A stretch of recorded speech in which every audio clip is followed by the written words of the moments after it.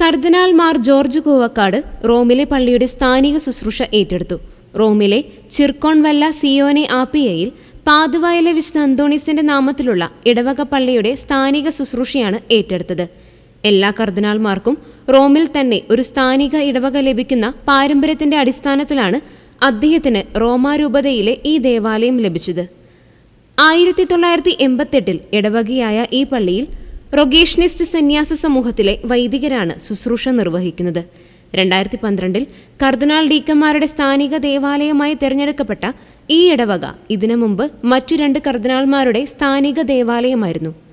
Father അന്റോണിയോയാണ് ഇപ്പോൾ ഈ ഇടവകയിലെ വികാരി. ഇന്ത്യൻ സമയം ഇന്നലെ രാത്രി 10 വിശുദ്ധ കുർബാനയർപ്പണത്തോടെ നടന്ന സ്ഥാനമേറ്റെടുക്കൽ ശുശ്രൂഷയിൽ അദ്ദേഹത്തോടൊപ്പം മറ്റു കർദിനാൾമാരും മാർ കൂവക്കാടിന്റെ മാതാപിതാക്കളും കുടുംബാംഗങ്ങളും ചടങ്ങുകൾക്ക് സാക്ഷ്യം വഹിച്ചു. Changanassery archbishop Mar Thomas തറയിലും ചടങ്ങിൽ സന്നിഹിതനായിരുന്നു.